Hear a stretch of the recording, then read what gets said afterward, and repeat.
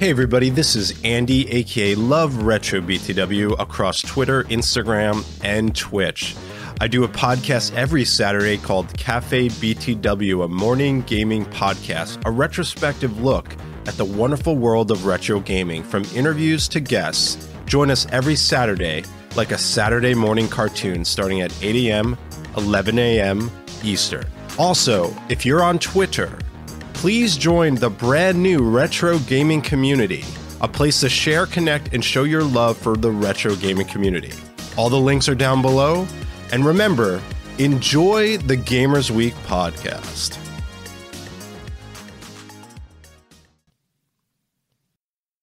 Coming up on Gamers Week podcast.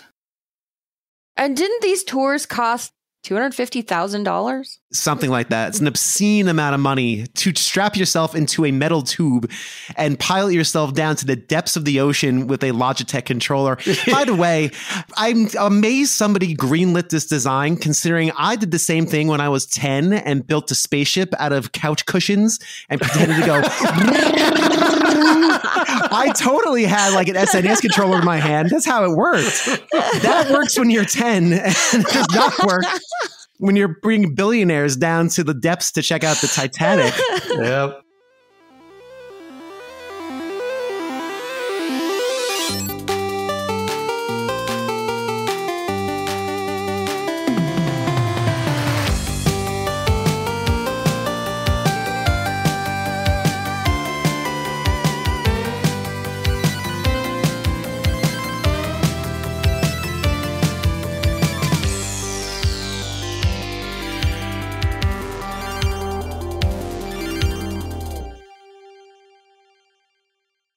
I don't know. I'm so spoiled working from home now. I can't.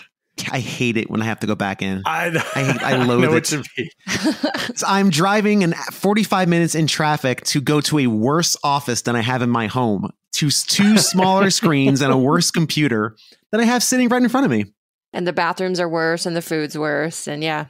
And full of people I don't particularly like. I shouldn't say that. There are some people I like in the office, but they don't want to be there either. So it all works out. Right. Well, at least when you go into the office, you can disappear into the bathroom and browse Reddit for like 40 minutes.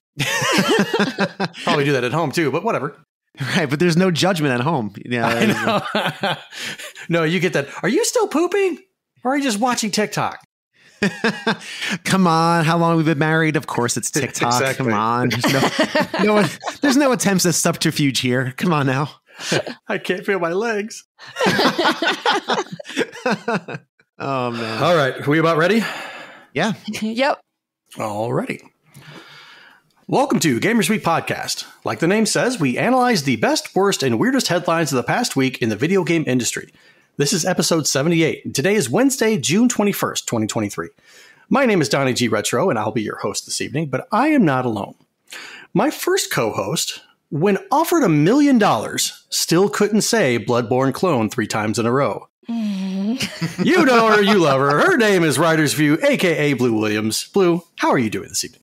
Why you got to call me out like that? I tried really, really hard. You've called me out plenty of times. You have brought out receipts from your Velcro wallet to shame me and everything like that. So it's tit for tat. We're not talking about me. We're talking about you. It's not me, it's you. And Ryan is not with us, but as you can hear, a familiar chuckle from the crowd. We have a very special guest tonight. We have with us tonight none other than the host of A Gamer Looks at 40 podcast, Mr. Bill Tucker himself. Bill, how are you tonight? I am doing great. Thank you all for having me on. I feel like I'm on the big show now. I feel like I've been called up from the minors and now with the big program. Yeah, thanks for having me all. I really appreciate it. All we need you to do is bunt, get on base. That's all you can expect is the bare minimum. I promise.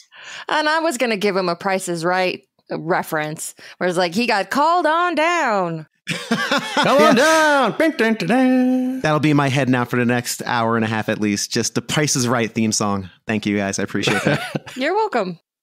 So A Gamer Looks at 40, it's a nostalgic podcast. It's basically the history of video games as told through the stories of the everyday people who lived it. And everyone on this fine podcast has been on the show a number of times.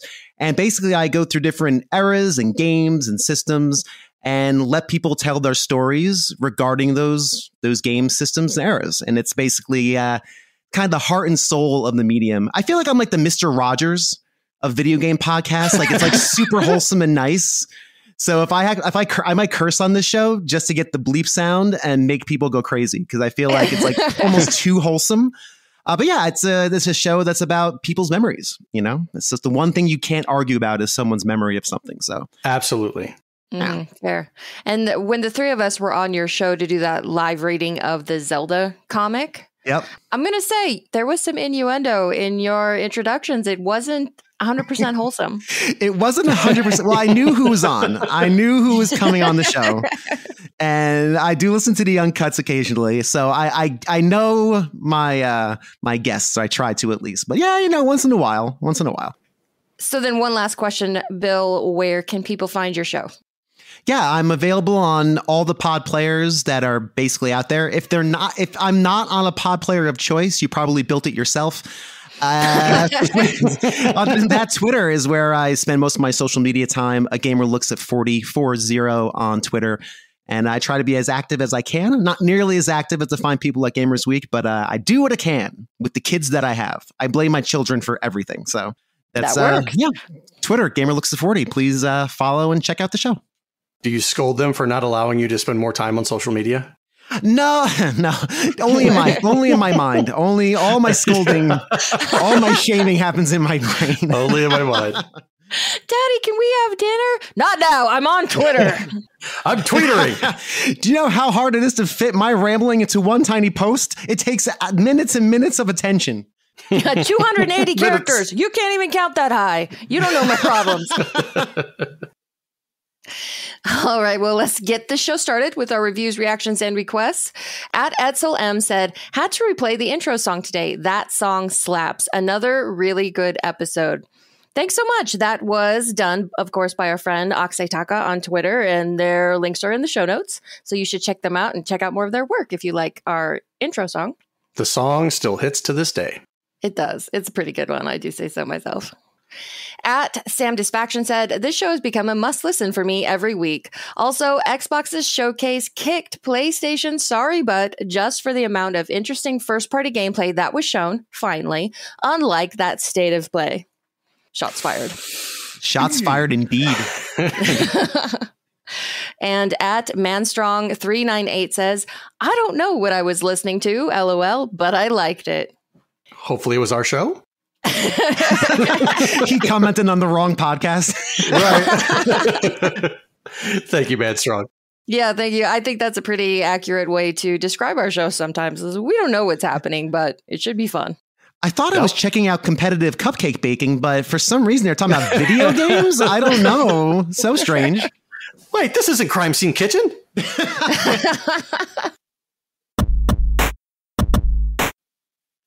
And now it's time for the...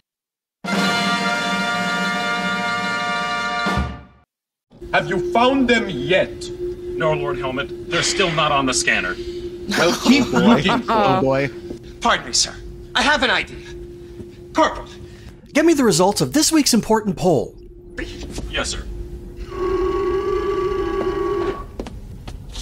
Producers, 12 chairs, blazing cells, young Frankenstein. Colonel Sanders, may I speak with you, please? Yes, sir. How can we see the answers to this week's important poll? We're still in the middle of making it. Oh, that's true, sir. But there's been a new breakthrough in Twitter poll marketing. Yes. Instant polls. They're in the episode before the poll has finished. Here it is, sir. Episode 78. Good work, Corporal. Punch it up.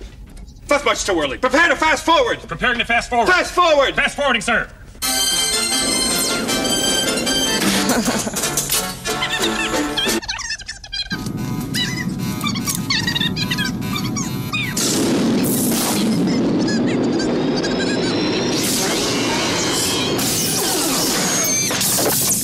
No, go past this. Past this part. In fact, never play this again. Try here. Stop. What the hell am I looking at? When does this happen in the poll? Now. You're looking at now, sir. Everything that happens now is happening now. What happened to then? We passed then. When? Just now. We're at now. Go back to then. When? Now. Now? Now. I can't. it. Why? We missed it. When? Just now. When will then be now? Soon. How soon? Sir! What? We've identified their location. Where? All podcast platforms. Set a course and prepare for our arrival. When? 1900 hours. By Friday morning, they will be our prisoners. Let's get the slow clap going. Slow clap. Nicely done. You put more effort into that poll than I probably put into some of my shows. You do realize that, right? Like, I do not realize that. that was very well done. It's bad how I was mouthing along the no, it's not. script. It's not, because Spaceballs is great. Right. No, I was totally just like tuning out because I was watching it in my head as it was happening. Yes. I'm mouthing along just now. Just now. Just now. Every Monday on Twitter, we post our VIP. Very important poll. If you'd like to participate, follow us on Twitter at GamersWeekPC. So this week's question was, with summer on the way in the Northern Hemisphere, we want to know, what is your favorite beach in video games? Coming in third at 12.2% is Tortimer Island from Animal Crossing. Next up, in second place at 21.1% is Treasure Trove Cove in Banjo-Kazooie. And just slightly edging that one out at 22% is Gelato Beach from Mario Sunshine. Now, 44.7% of you said other. So let's take a look at some of the comments from the poll. At Buttlord Primus says, Outset Island from Legend of Zelda, Wind Waker. Honestly, any of the 49 islands in the game. Everything about this game is beautiful and full of character. The game is timeless and the visuals are incredible. Now, if we could only get a version on the Switch so I could play it on a beach. Very nice. From your mouth to God's ears, Buttlord. At Video Games As Lit says, easy. It's Besaid Island from Final Fantasy X. At Cactus Addy says, I'm fond of Neo Hill in Sonic Advance. At the LP Princess says, Costa del Sol all the way. The Final Fantasy VII iteration feels like a nice retirement spot, while the 14 iteration is a nice relaxation point made of stilted towers. Take a dive wherever you want, and every once in a while they host their own wipeout course for fun. Ryan would be proud. Indeed. And at Go Hobo Go says, why not the beaches of Zack Island from Dead or Alive Extreme Beach Volleyball? It's got some great physics. You know, water physics. Yeah. Yes, of course. I think I know what he's talking about. Everything's so buoyant with those water physics. That's right. The only physics that matter. I don't remember having Jell-O. So, Bill, what was your answer to the poll this week? Mine was Besaid as well. I agree with Video Games As Lit. Besaid Island from Final Fantasy X. I don't know why. I don't like the beach too much. I'm a pale person. I burn easily. I just don't like the beach too much. But for some, Besaid just has a really cool vibe to it. The only problem with video game beaches, or really any video game location, is that it's fraught with terror. Because if it was just nice and relaxing, it wouldn't be a great video game location.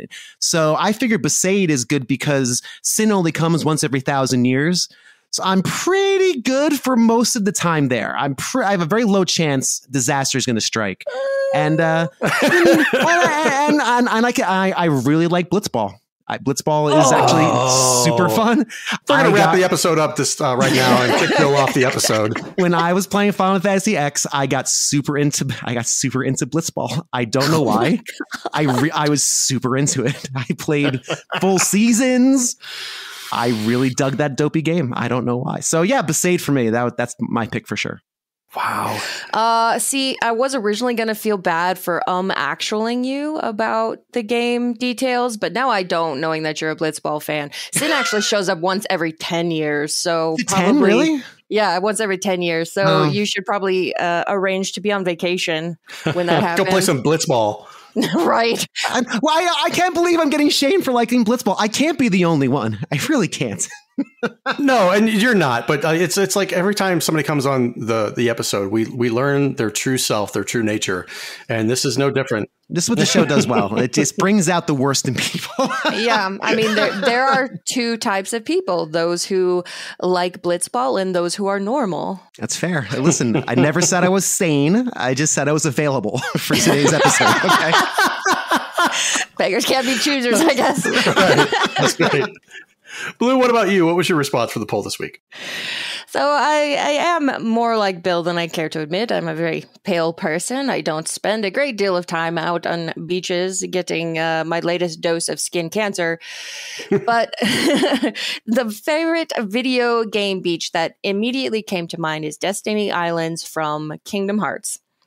It is a beach. Like Bill was saying, the video game beaches are fraught with danger, but not Destiny Islands. It's essentially the tutorial area of Kingdom Hearts where you learn the mechanics, you learn how to fight, you learn how to explore, etc., etc. It's very chill. It's very calm. It's very pretty. So that was my choice. And that's what beaches are supposed to be, right? Nice and relaxing. Absolutely. What about you, Donnie? There are tons of games out there with beaches in them. But when I hear the word beach, my mind immediately goes back to the 8-bit era with two of my all-time favorite games, Kings of the Beach and Super Spike V-Ball. Interesting. And interesting. A most notable follow-up is TNC Surf Designs. For some reason, I thought you were going to say TNC Surf Designs. I don't know why. And when you started saying 8-bit beaches, my first thought was TNC. So TNC, yeah, that's really good. Really good. It's a classic. Sure is. All right, let's move on to our patron shoutouts. We couldn't do what we do without the help of our gorgeous patrons. Here are the generous folks supporting Gamers Week on Patreon. And yes, we have a new patron to announce. A big thank you and welcome to Scala Zeal. They'll be joining Zach Huge Thanks, Number One Blue Sick Voice Fan, Sassy Sony, Evo Lust, Random Retro Dude, Princess Kitty Mew Mew, Rai Rai's Secret Best Friend, Mega Retro Man, Gamatroid, Michael LeKite, Emo S, the one and only Bill Tucker, Heyo! The Real Retro Game Brews, Fruitcake's Number One Stand, Ducks with Thick Thighs, Jacked Human Hugh Jackman, Corn with a C, not to be confused with Corn with a K, High Quality Patreon Name Referencing Blue, thank you, I'll take it, Wizard of Zardoz, Bobson Dugnut, Retro Blast Pat, Great Siaman 81, BNT Zilla Guy, Geek With That, Johnny Boombots, Crunchy Kong, Sheriff Snacks, Frank Grande, Love Retro BTW, Steven Sand, Ramboski, Terry Kinnair, Ducks in Disguise, Jim and Colleen, Games with Coffee, Hybrid Divide, You Fall Before Me, Davey PGH, and the Red Ox PDX family, including Shannon and Luke. If you like what you heard today, and we really hope you do, please consider joining us on Patreon. Your support helps cover the cost of producing the show, as well as other cool stuff we'll be doing, like prizes and giveaways. You'll also gain access to our weekly patron-only bonus cast called Gamers Week Uncut, Patrons with Benefits. Visit patreon.com/gamersweek or follow the link in the show notes to learn more.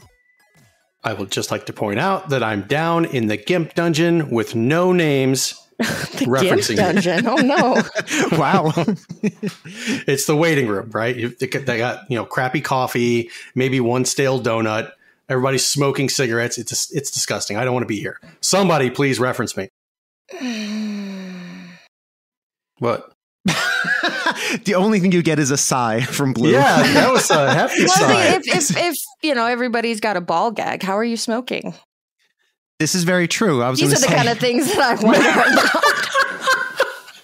That's what made you sigh like that? Sigh of disappointment?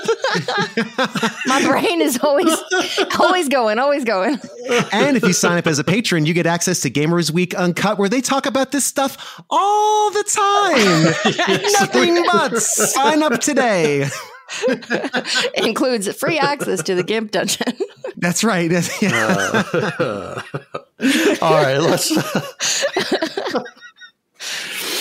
All right, let's move on to our headlines. Our headlines segment is proudly sponsored by the Retro Game Club podcast. It's a fantastic family-friendly retro gaming podcast.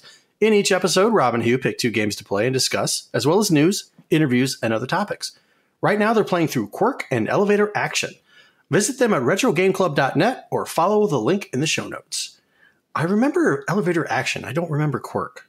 I don't remember either of them. Yeah, I'm not familiar. What's cool about this show, though, is they tend to have stuff I've never heard of, which is always really fun because you get to learn about things you never knew about. So looking forward to that episode. I would agree. Looks like Quirk is a Game Boy game. That narrows it down. It's a puzzle game, right? Yeah. It okay, is. now I'm having like this vague memory of it. I've never played it, but I think I at least know of it. So okay. like some little, it looks like a tomato with a green mohawk and sunglasses on the cover. But yeah, it's like, I think you're pushing boxes and stuff like that. And of course, Elevator Action being a classic arcade game ported to the NES. I remember that one quite well.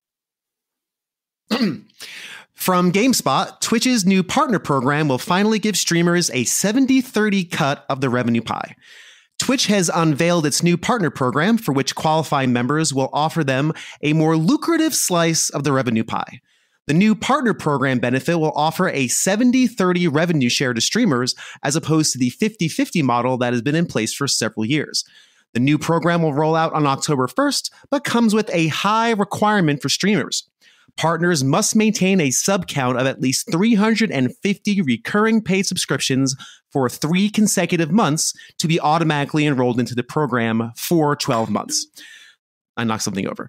The good news is that even if a partner dips below that threshold, they still remain in the program during the 12-month period.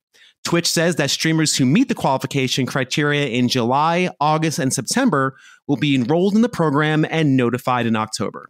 This shift in Twitch's revenue model comes after some controversial changes to how streamers could monetize their channels were almost, important word, almost implemented. Twitch proposed new rules that would limit how much space logos could take up on a screen and if sponsorships could be permanently displayed on a screen. The Twitch community immediately rallied against these potential restrictions, as they could have had a devastating effect on their income, and Twitch first responded by saying that the rules had been misinterpreted before it abandoned these changes entirely. Quote, "Yesterday, we released new branded content guidelines that impacted your ability to work with sponsors to increase your income from streaming," Twitch said. "These guidelines are bad for you and bad for Twitch, and we are removing them immediately. Sponsorships are critical to streamers' growth and ability to earn income. We will not prevent your ability to enter into direct relationships with sponsors. You will continue to own and control your sponsorship business," end quote. Otherwise known as, "Oops, sorry, we tried to sneak one past you, and you call us out again." Yeah. Oops, all berries. That's pretty much what this is. Yeah. But yeah, that's it's funny. I'm reading this and I'm curious if this is an addition to the existing partnership guidelines, or if that's the only requirement now, 350 paid subs. Because if that's the case, that really no longer makes followers not really that important. So I'm curious if this is addition to the existing rules, or if this is something entirely different. I'm pretty sure it's in addition to it, because the partner program is pretty strenuous. You have to have a certain amount of followers, a certain amount of an hour streamed, a certain amount of viewers, concurrent viewers over a certain period of time. I think it was like 75 average viewers. So you still have to make those specific requirements in order to even get into the partner program. Now, in order to have the 70-30, if you don't meet those requirements in here, are you still in the 50-50 range? That was what I was thinking. It's not really that clear, though. Yeah. Yeah. Like there's tiers of partners now. And that shouldn't be. It should be one. If you were a Twitch partner, what if I have 300, right? That's pretty popular. If I have 300 recurring subscriptions per month, that's a lot of scratch. And you're telling me that because I'm just falling underneath that guideline, that now you're going to take 50% of my stuff as opposed to only 30%? That shouldn't be, that's not right. They should be doing 70-30 across the board. Yeah, and I'm not sure if when they say 350 recurring paid subscriptions, does that mean somebody, let's say I just subscribe to a channel for 1 month and I don't the next month, I guess I'm not recurring anymore. So that really means you need 350 people basically paying a subscription to get your extra emotes or whatever bonuses you have as a sub. That is a lot. And aren't subs a standard fee? Like it's like $4 or I'm not sure how much they cost per sub. That's a Twitch thing, right? Yeah, it used to be like $4.99. Then you can get a discount if you subscribe with Twitch Prime. There is an option to go in there and come back and remove the recurring subscription. So if you don't pay attention to it, then the next month it's like, oh, we charged your bank account $4.99. You're like, what? I didn't. Oh, I got to go in there and cancel the subscription and say, oh, I only wanted to subscribe for 1 month and yada, yada, yada. Gotcha. Yeah, and that's a lot. 350 recurring subscriptions. That's a decent income. I mean, obviously it's not really a livable income per se, but it's a nice chunk of change. I mean, I don't know. I don't know math, but 350 Times 350 5? times 5 is 1750. If bad. you're doing it the 50-50 split, it's 875, and if you're upped that to the 70-30, it's 1225. So it's a difference of about $350.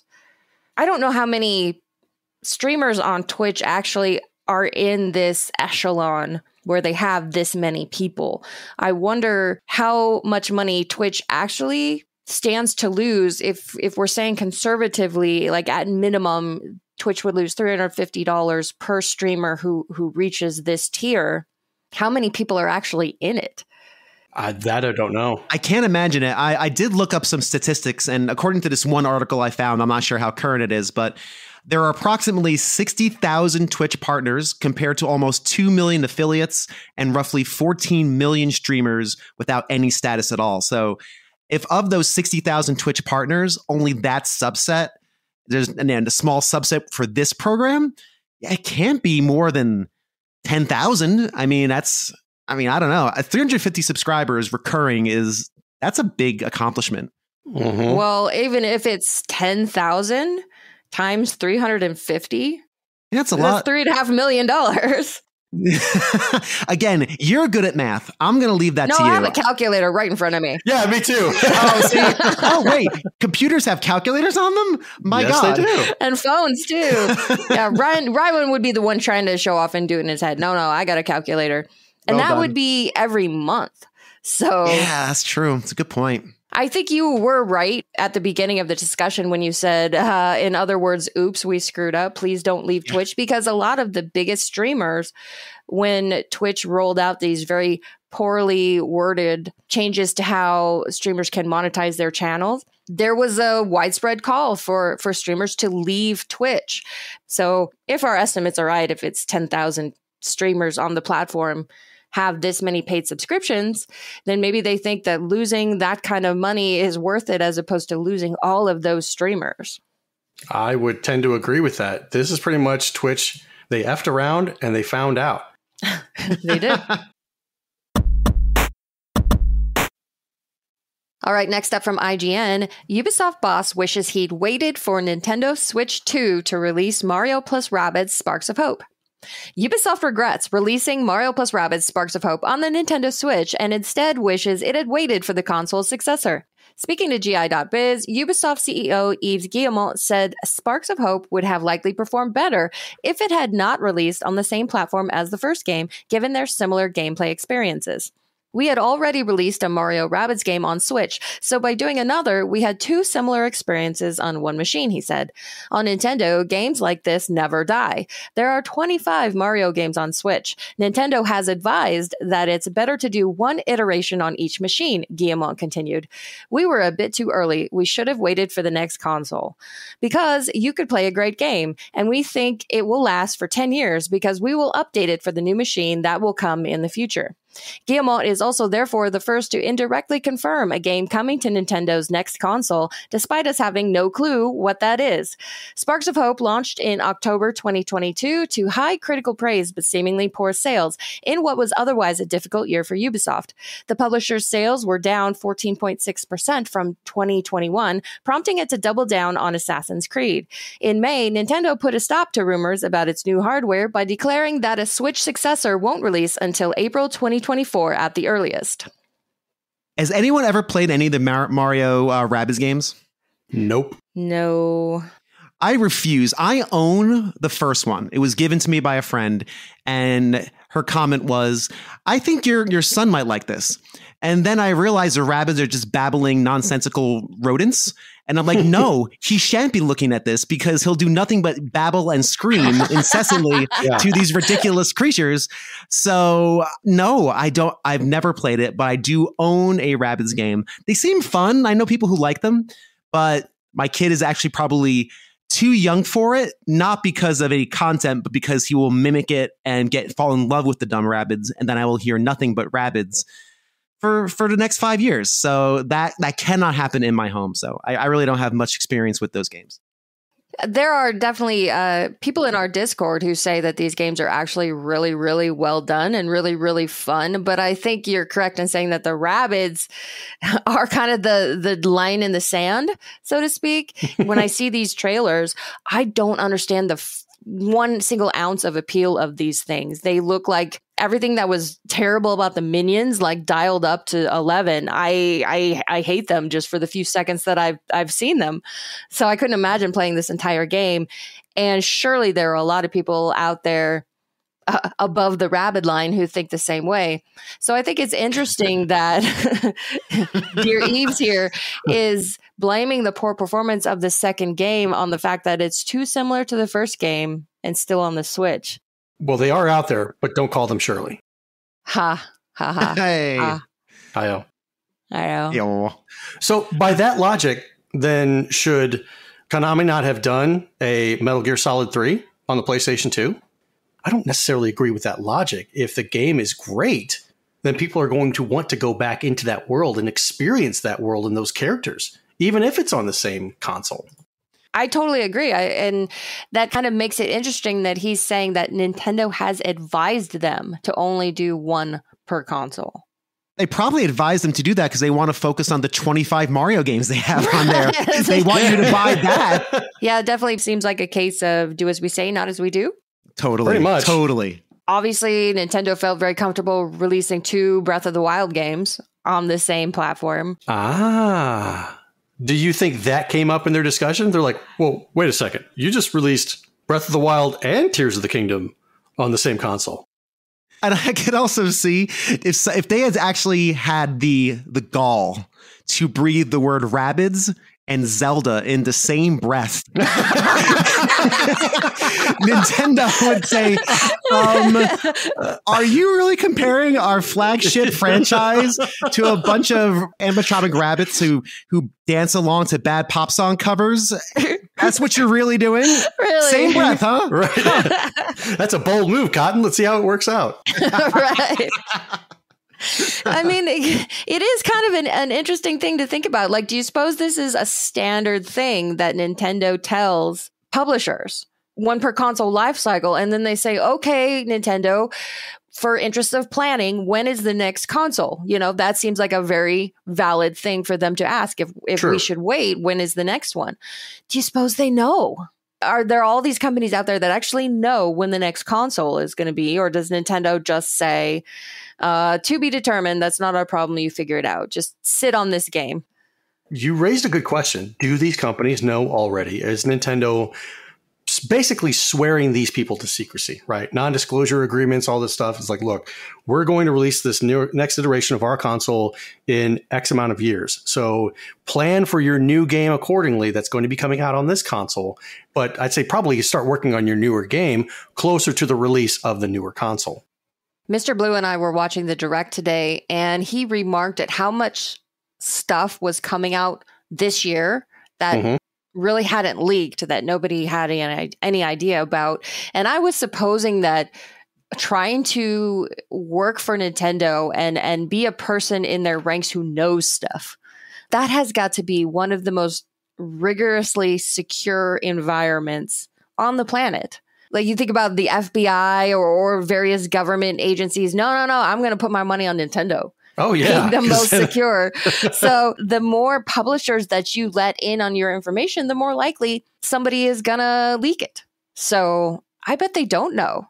Yeah. Don't make any more money until we say you can. Damn it. Exactly. Right. Next up from Washington Examiner, missing Titanic sub. Vessel was controlled by outdated video game controller. The vessel that went missing while taking a group of passengers on a deep-sea sightseeing trip of the ill-fated RMS Titanic relied on a Logitech game controller over a decade old, Forbes reported. The Logitech GF710 wireless gamepad was released in 2010 and is available on Amazon for a little over $30. Though there is no evidence that the controller played any role in the vanishing of the sub, the questionable nature of some of the vessel's technology could bring increased scrutiny to the company that operates it. A video tour of the submarine showed Stockton Rush, the CEO of OceanGate Expeditions, touting the DIY nature of the craft. We run the whole thing with this game controller, he said, resulting in someone with him facepalming. The video and the fact that the vessel relied on the controller led to widespread mockery online. Investors also caught on to the public relations hit. Logitech stock took a large hit in value following the news. 5 passengers are inside the submarine, which search and rescue operators said may hold enough oxygen for them to survive roughly 3 to 4 days inside. However, the depth of the Titanic's location may make it difficult to locate the missing submersible, as rescue vessels may not be able to dive that far. On Monday, G. Michael Harris, a Titanic expedition leader, said his team believes the vessel imploded at around 3,200 meters deep and that there is little to nothing that can be done to save those inside the craft.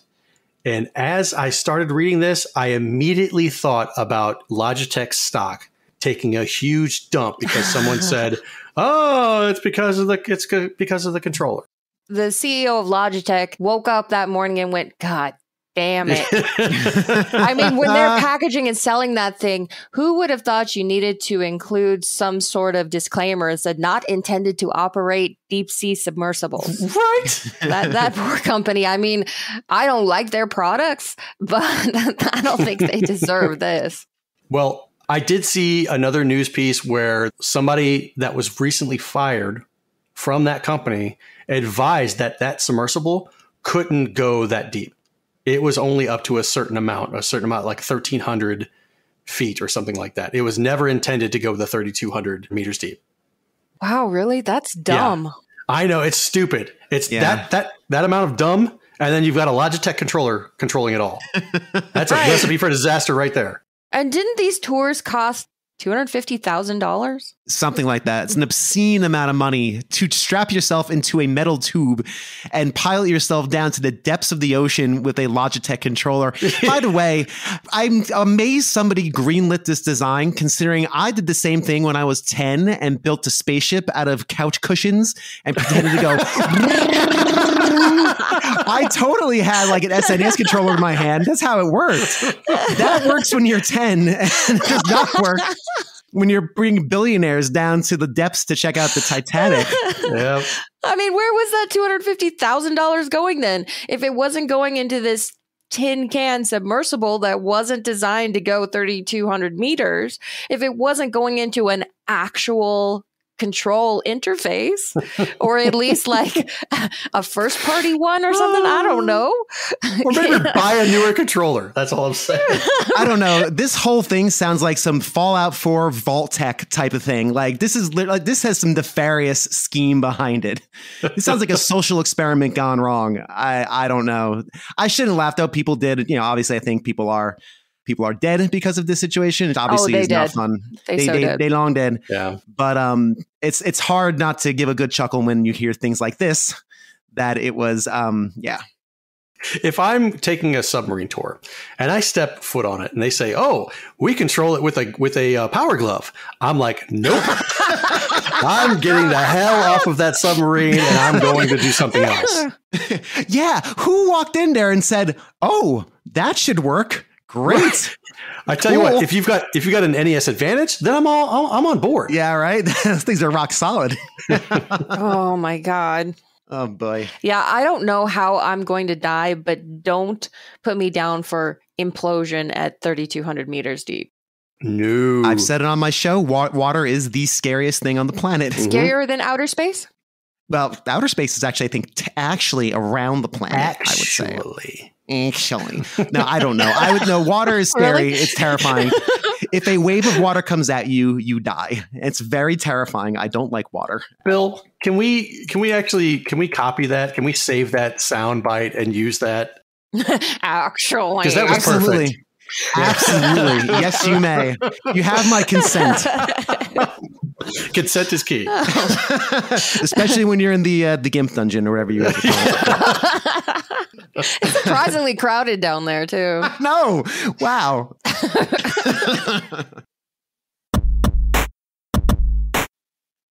All right, let's take a look at our top 3 new releases for this week. First up is Aliens Dark Descent on the PS5, Xbox Series X/X, PS4, Xbox One, and PC. Drop into the gripping journey of Aliens Dark Descent, a squad-based single-player action game in the iconic Alien franchise. Lead your soldiers in real time to stop a new and terrifying kind of xenomorph outbreak on planet Leith. I think that's how you pronounce that. I'm going to go Close with enough. it. Tread carefully as your foes will adapt their tactics to your actions while hunting you down because death is permanent. Forge unique paths for survival, uncover shortcuts, create safe zones, and set up motion trackers in a persistent world where your actions impact levels forever. Crash Team Rumble on the PS5, Xbox Series X/S, PS4, and Xbox One. Crash Team Rumble takes Crash Bandicoot in a brand new direction, placing the series' iconic heroes and villains into a 4v4 team-based competition. Players will duke it out across diverse and dangerous maps as both teams race to be the first team to collect and bank enough Wumpa fruit to claim victory. Rise as a hero or feed your inner villain across a wild and insane cast of characters, each with their own unique skills and abilities. And then finally, giggity, joy, Final Fantasy 16 on the PS5. In the first fully fledged action RPG in the mainline Final Fantasy series, Clive Rossfield is on a mission to free mankind from its fate. A plethora of powerful swordplay techniques and summoned abilities lie within Clive's remit, and it is up to you to decide which ones you wish to learn or upgrade. If you're having trouble choosing, upgrades can be unlocked automatically. Accessibility options allow anyone to experience Clive's adventure, from seasoned action gamers to those who just want to enjoy the story. What are you guys looking forward to this week?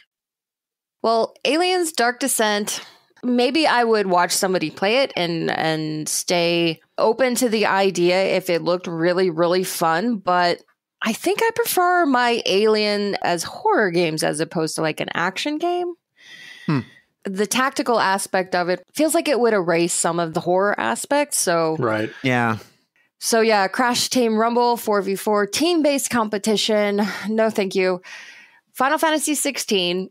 I did play the demo. I did mostly enjoy it, but I mostly enjoyed it, I think, for the story, oddly enough, which is something I did not expect. It's been a while since I thought Final Fantasy had a story that was worth getting invested into.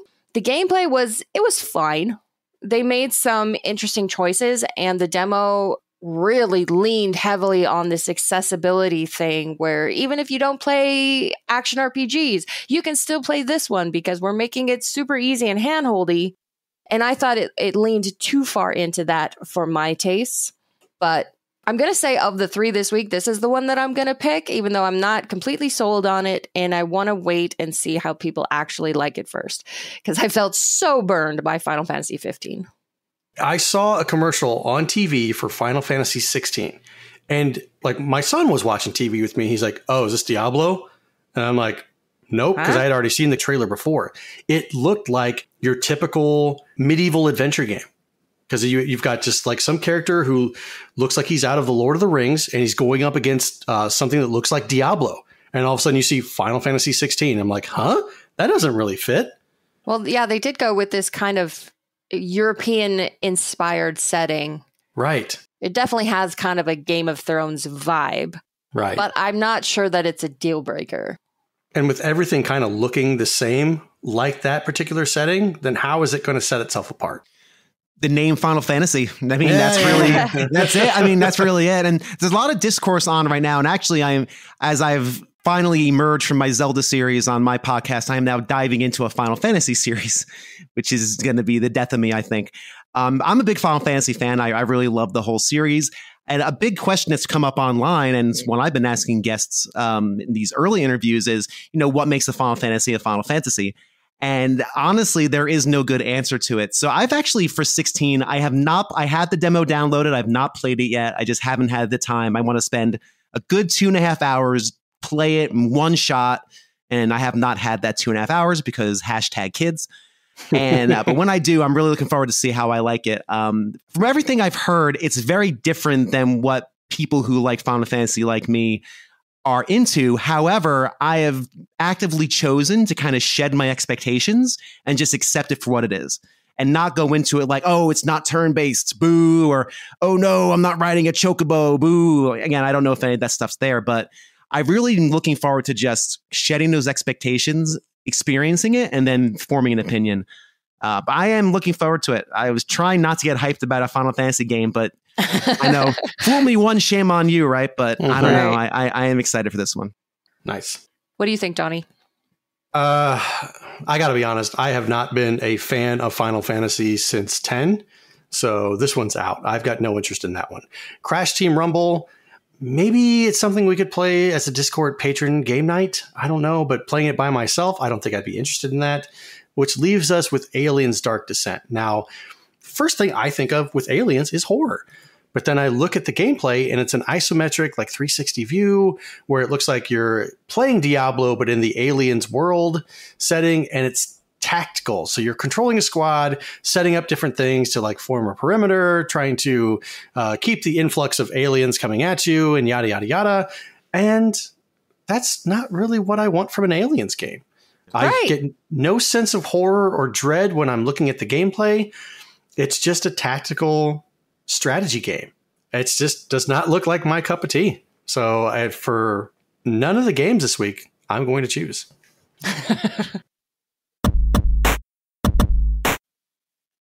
All right, this month we are giving away a $50 gift card to the platform of your choice, PlayStation, Xbox, Switch, or PC. We had nearly 700 entries for this one, so we want to give a heartfelt thank you to those who actually listened to the episode as part of your entry.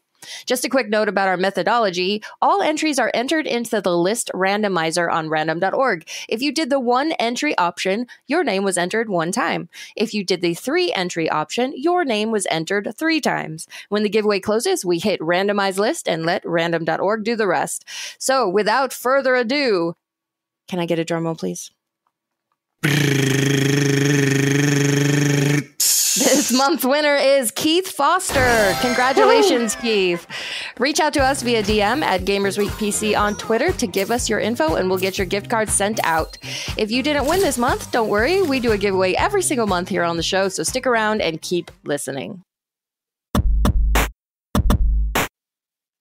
All right, so let's take a look at our main topic for this evening. From IGN, Nintendo Direct June 2023. Everything announced.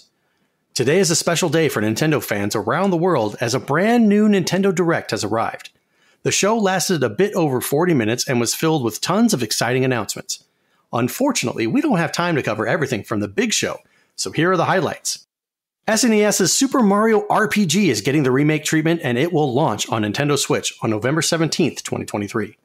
This adventure, which stars Mario, Bowser, Princess Peach, Mallow, Geno, and more, sees our heroes attempting to take down the Smithy Gang while collecting 7 stars to repair the Star Road. As if a Super Mario RPG remake wasn't enough, Nintendo has also revealed a remaster of 3DS's Luigi's Mansion Dark Moon, and a brand new game starring Princess Peach will be arriving in 2024. We didn't learn much about the Princess Peach game, but it appears to be a 2.5D side-scroller. And while it's been some time since we've heard anything about the next Detective Pikachu entry, the game has finally reemerged with a new trailer and a release date of October 6th, 2023.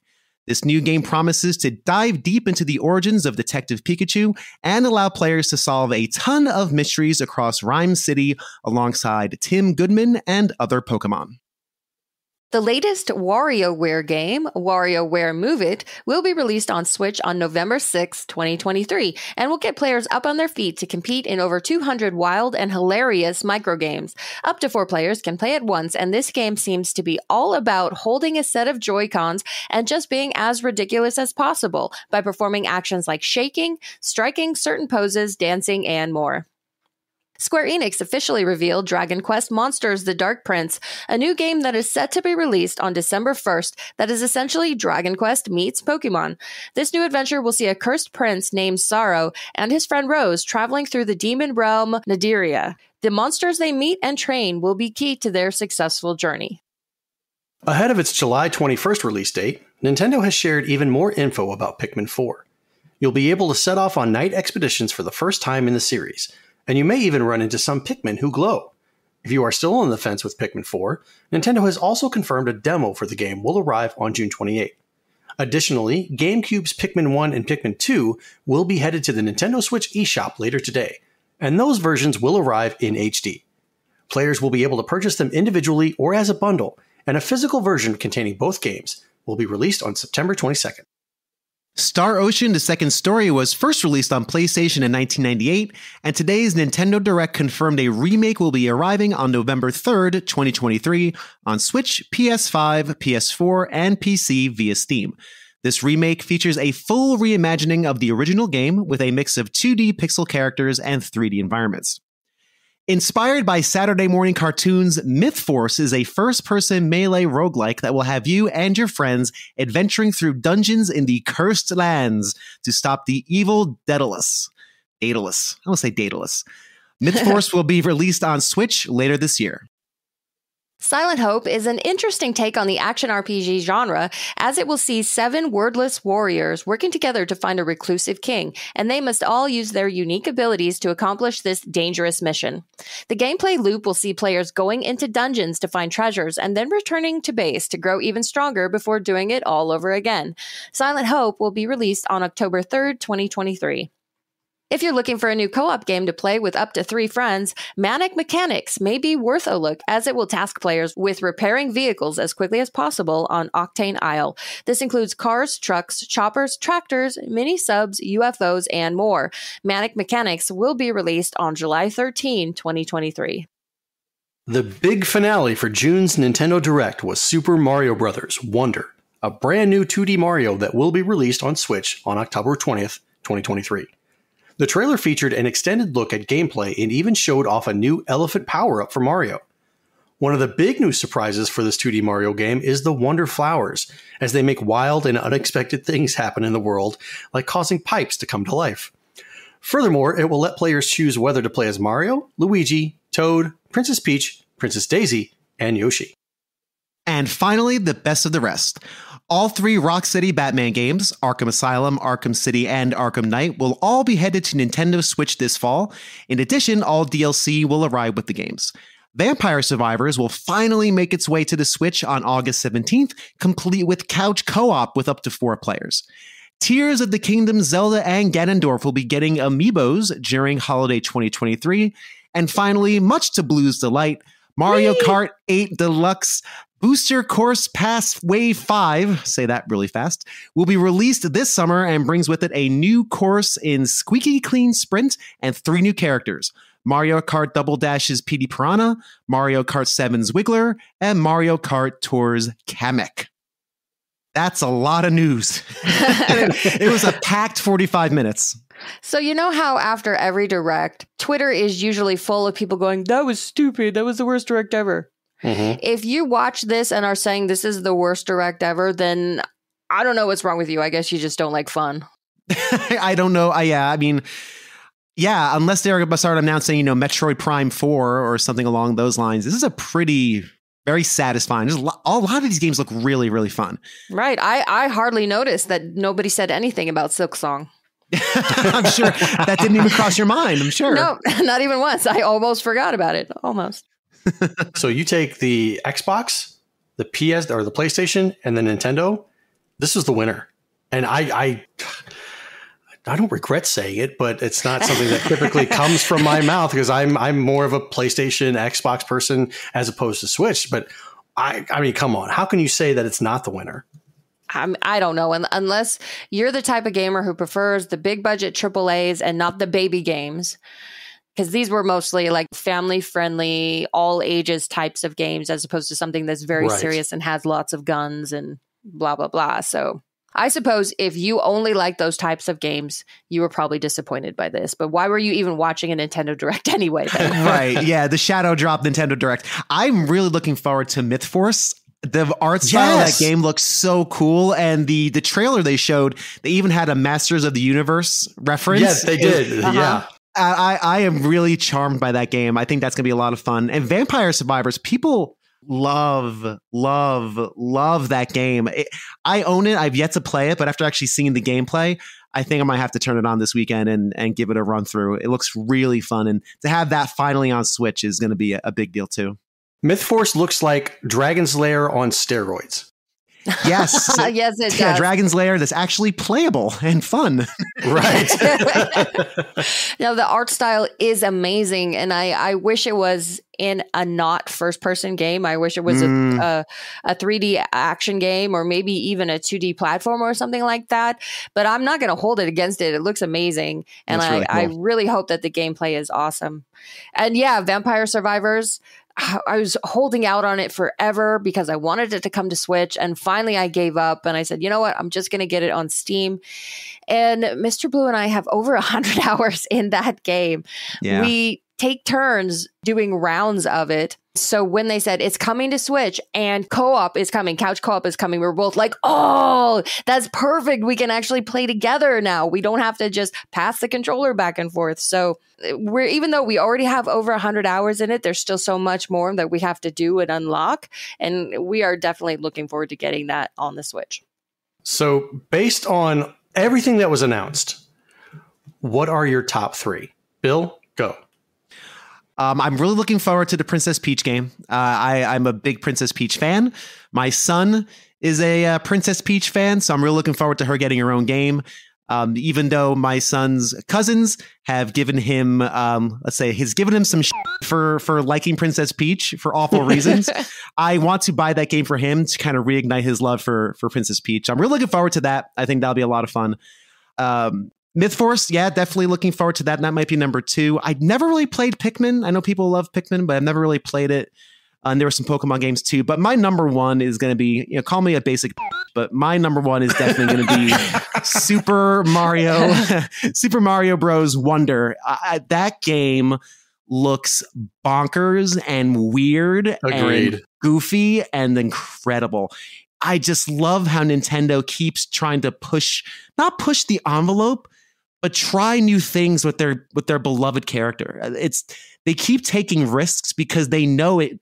At this point with the Mario movie, making $1 billion, it's almost like Mario is a can't fail. So why not go completely badass and just create something fun and vibrant and crazy? I am so looking forward to Mario Wonder.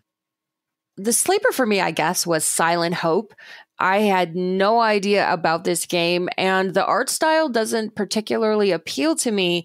But when I saw that it's a roguelike dungeon crawler where you also manage a base, I was like, oh no, because that particular gameplay loop, for whatever reason, is like crack to me.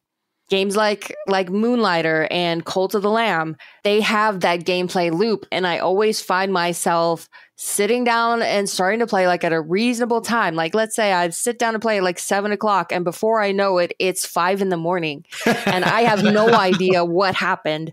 So that is probably going to be a game that I'm going to waste away playing and enjoy it. I'm really interested in the remaster of Luigi's Mansion Dark Moon and also the remake of Super Mario RPG. That looks great, although there is like the purist in me is wondering, why can't we get a port of Super Mario RPG or put it on the Switch Online service and then make us Super Mario RPG 2 or something like that, or a new entry in like the Mario and Luigi series. It's weird to me that they're doing a remake. I feel like that's not usually Nintendo's MO, and I wonder why they're doing it now. Well, the remake will come first, then part 2 will come later on the next iteration of the Switch. Fair, it probably will if it does well, but just still, I feel like they're not usually a remake kind of company, so I was a little bit surprised to see it getting a remake, but still pleased and looking forward to it nonetheless. But Bill is right. The new 2D Mario game looks amazing. 2D Mario, I can't remember the last one I played that I didn't enjoy. And he's right in that Mario seems almost too big to fail, but it seems like it doesn't stop them from still putting every single effort into these games and making them so creative and so fun to play. So that is my number 1 as well. For my top 3, definitely Myth Force. When I saw this game, I pretty much went batshit crazy. It's everything I had loved from not just Saturday morning cartoons. I know some people will actually, He-Man was on after school. Yes, we know He-Man was on after school. We know that all these other cartoons that looked like this, like even the old Dungeons and Dragons cartoon. I get that kind of feel from it too. It's tickling my fancy. I'm eager to get my hands on Myth Force. Super Mario RPG, I have that game. I never really sat down to play it, but looking at how polished it looks, I think I might actually dip back into the RPG space with this particular game. I'm going to have to wait until September, but I think that'll be enough time to really amp myself up for it. The third one is, of course, Super Mario Brothers Wonder. And I said this, I don't remember which episode it was, but we were talking about something with Mario. It might have been whenever the Mario Brothers movie came out. And I said, I'm looking for them to get back to a 2D platformer. Stop with the whole 3D thing, which it's fun. Super Mario Odyssey is great. Super Mario 3D World was great. But get us back to the 2D platformer that we've known and loved from Mario Brothers. And I got to tell you, it looks freaking amazing. It looks like somebody took 25 million Super Nintendos, lumped them all together, and this is Super Mario World that we get. Super Mario World looked friggin' fantastic on the Super Nintendo. And when I compare Super Mario Brothers Wonder to Super Mario Brothers World, they're similar in the fact that their graphics are just blowing me away for the system that they're on.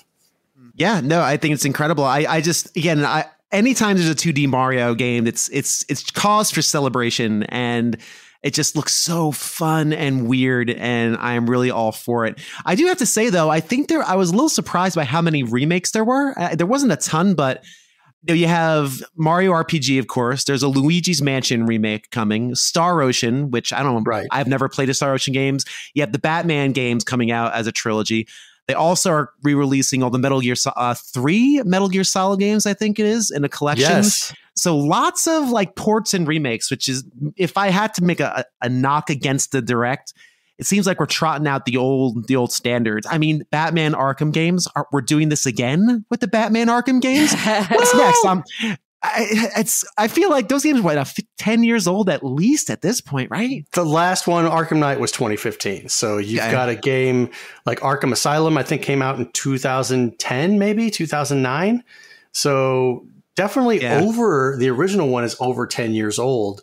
But now people, I guess, who never experienced them on the Xbox or the PS3 or can now say, hey, I've got a Switch, I can play these games. I mean, why didn't you buy them on Steam? I don't really see the reason for this specific collection when there's other avenues that you can play this game on. Yeah, I bought the Arkham City, the Arkham Collection for $7. All 3 games and the DLC on Steam at some point. Actually, a little fun fact, the last time they had a collection like this for the Nintendo, I'm pretty sure was for the Wii U. That was one of the big killer apps for the Wii U launch library was Batman Arkham Asylum. Just to show you how piss poor that lineup was for the Wii U. Oh boy. But again, there's so many cool things coming on that's coming for the Switch right now. I think it was a really fun and varied Direct. I was very, very happy walking away from it. One of the other things that I will say that I'm excited for, and I completely forgot about this, was the Metal Gear Solid Master Collection. You know, the compilation of all those games in one particular collection that hopefully look damn good on the Switch. So you get Metal Gear Solid 1, 2, and 3. You get the bonus content of Snake's Revenge and the original Metal Gear, and I think a couple of other things too. Does it really warrant the $59 price tag? Well, there's like 7 games on there, plus some behind the scenes stuff, like the graphic novels and that kind of stuff. Yeah. So the original Metal Gear Solid, Metal Gear 2 Solid Snake, the VR missions, Sons of Liberty, Snake Eater, then the original Metal Gear and Snake's Revenge, and of course some videos, which are digital graphic novels, and some other digital books. Still $60 for all this digital content. So, according to Go Nintendo, the Metal Gear Solid Master Collection Volume 1 will be seeing a physical Switch release, but it does require downloads. Hedging our bets, I see. Well done. Mm-hmm. But yeah, overall, this was the best Direct that we've gotten in years. And there is so much to look forward to the rest of this year alone, let alone into 2024. And now I think the only thing left for Nintendo to tell us is who's getting the passes to Nintendo Live. That's it. Have you submitted your requests? Is Gamers Week going to get some press credentials? I entered the first day that it was open, like the first 10 minutes that it was open. I think that you can register up until the end of this month. Okay. And then, but they didn't say when they're actually going to do the drawings. I don't think Gamers Week is getting press passes. Just throwing it out there. Never know. Hey, listen, all you can do is ask. What's the worst that can happen? They say no, you're right back where you started. Just maybe with a bruised ego, a little bit. Other than that, just go for it. Why not? Many of my guests on my show, I just reached out to randomly, and most people say no or don't respond, but a few say yes, and hooray when they do. So you ask for press passes, they give them to you. Then you come back and say, can I get my flight paid for? And they're like, don't push it. Don't push it. Don't even bother. Don't push it.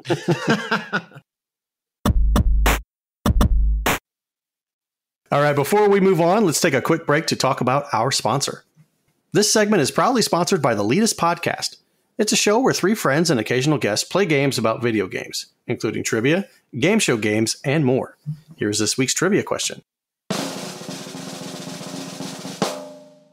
If one train leaves from Chicago traveling to Atlanta at 9 a.m. at 45 miles per hour, and the Atlanta train to Chicago leaves at 10 a.m. traveling 50 miles per hour, as of May 2023, how many times has the phrase, "you died," flashed across the screen for all Elden Ring players combined to date?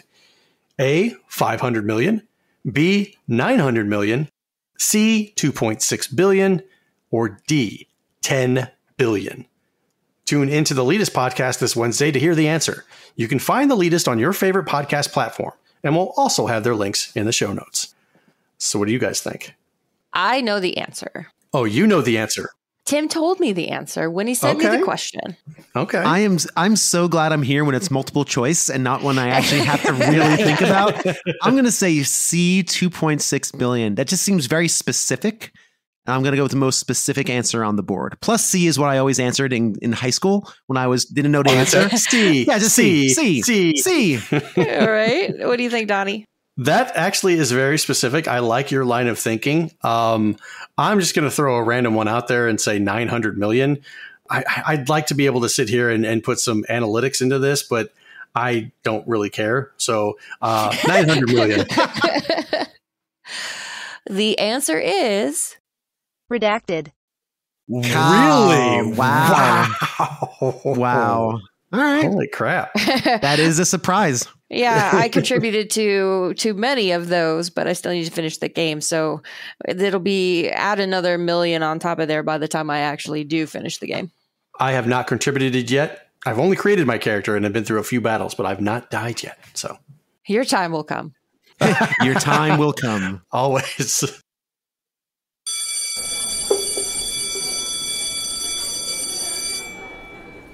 All right, settle down, class. Settle down. Today, I'll be subbing for Professor Rybread on today's Gaming History 101. Get it? Sub, bread. See, just a little sandwich teacher humor. Yeah, I bring. When is Professor Ryan coming back? I bring my A game for you kids. Donnie, just be aware. I reviewed your assignment from last week. Not everything has to have nipples. Okay, not everything needs to have that. Can I go to the bathroom? No, it's the fourth time this hour. Please don't. And Blue, stop carving your name to the desk with that switchblade that I have no idea how you brought into this class. How did you get into the metal detectors? Don't ask questions you don't want to know the answer to. When do I ever when it comes to you, Blue? All right, kids. All right. So according to the lesson plan you've been working on with Professor Rybread, you are currently studying the Bit Wars of the early 90s. So to review, in case you've been absent, the Bit Wars was an arms race of tech, marketing, gameplay, and hype. The biggest players of the era, Sega and Nintendo, were constantly at odds, battling for market share and player base. A big part of this conflict was technology. Every magazine of the era posted tech comparisons from system to system. Their games were defined by bits and megabytes and cartridge sizes. So today we'll be discussing one of the odder shots fired in the bit tech conflicts, the Super FX chip on the Super Nintendo. So first, let's talk about what the Super FX chip actually is. It's a custom chip that lived inside certain Super Nintendo games that allowed them to process 3D graphics. It worked alongside the internal Super Nintendo processor to allow for higher polygon counts and other game enhancements. The Super FX chip was developed by a company called Argonaut Games. Now, before the FX chip, Argonaut developed very average licensed games nobody cared about at the time and nobody really cares about now. But along with games, they dipped their toes into the world of hardware. They first got Nintendo's attention in the year 1990 by developing a workaround for the Game Boy copyright protection. Oh boy, that certainly got their attention. But instead of suing the pants off of them like they would today, Nintendo partnered with Argonaut on the development of a prototype of a game called Star Fox, which was based off of an old game they developed called Star Glider on the Atari ST. Fun fact, make sure you put this in your notes, it will be on the test. Star Fox originally ran on the Nintendo and was later on a prototype SNES. They were working on this chip before the Super Nintendo was even released. Now, when the chip was a success, Argonaut insisted they would need to make custom hardware to make Star Fox a viable commercial option. Nintendo agreed, and the Super FX chip was born. Now, the Super FX chip served as a graphics accelerator chip.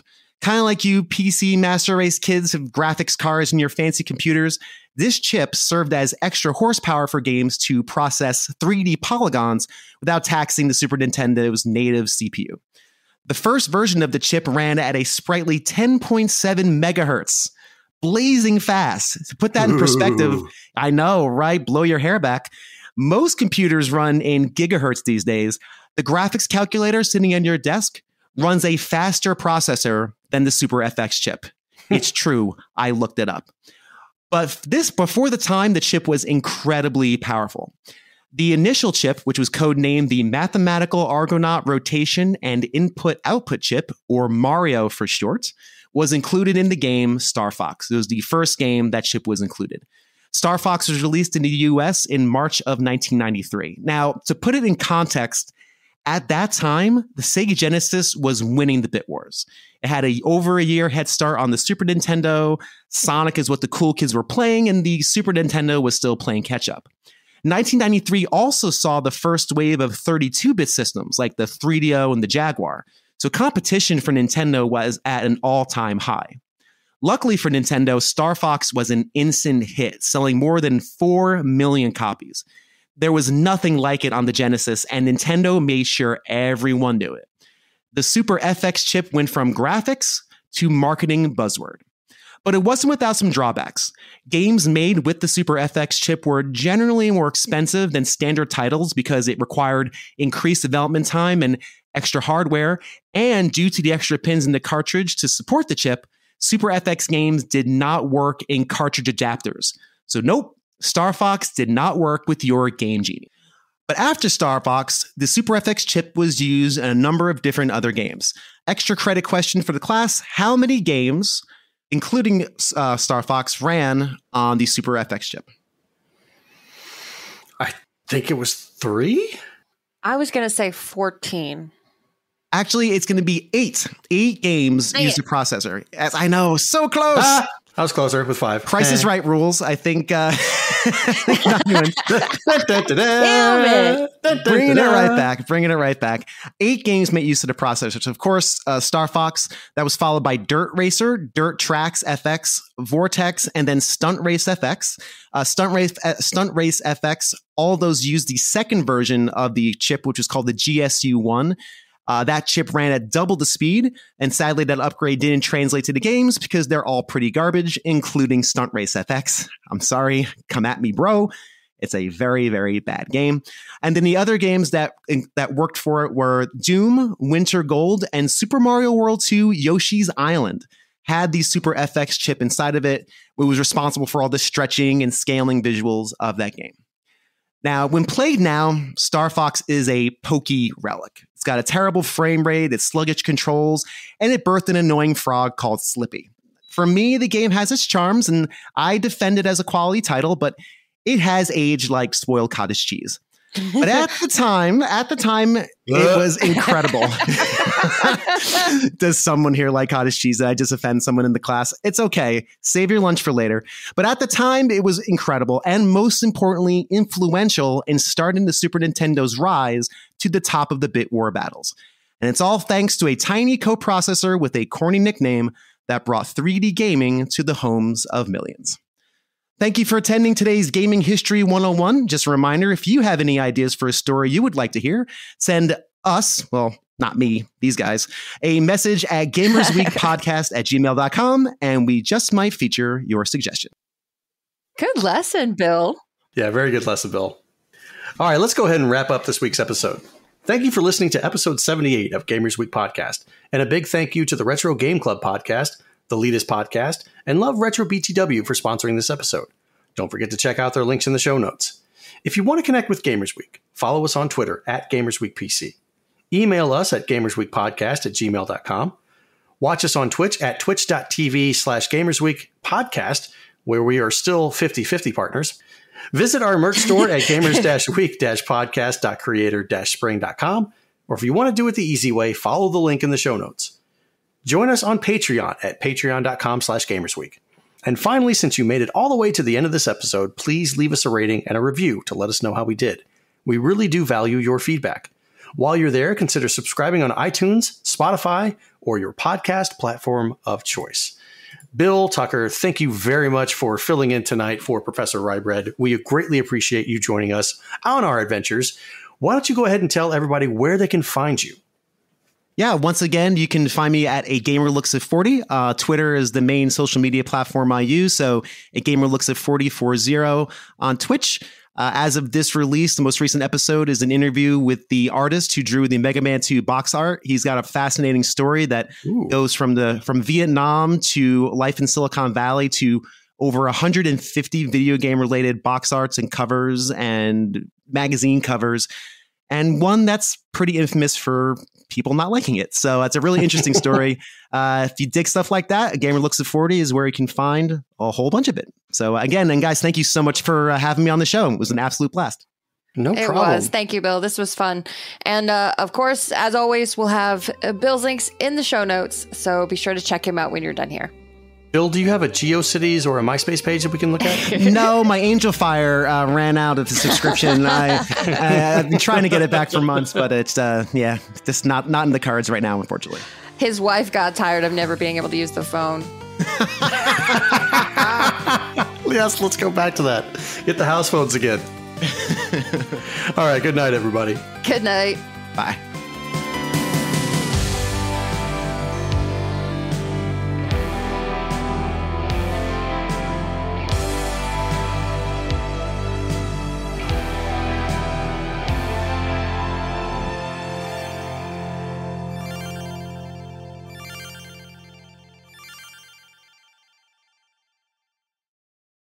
Actually. Welcome to Gamers Week Uncut. Welcome to Gamers Week Uncut. Welcome to Gamers Week Uncut, patrons with benefits. This is the unscripted, patron-only bonus cast with less editing and more dirty jokes. We don't know where the conversation will go, but we're sure it will be weird. This fish just went right on my nipple, and I'm just like, I Google Street Fighter 6. The first search result that comes up is people think they can see Ryu's in the Street Fighter 6 reveal. Listen up here, kids. You're not going to want to get one of those VD-STDs things, right? Make you fall off. When you go, grab a pro. You'll be doing it for America. That was perfect. If you want to hear weekly episodes of our patron-only bonus cast, join us at patreon.com/gamersweek.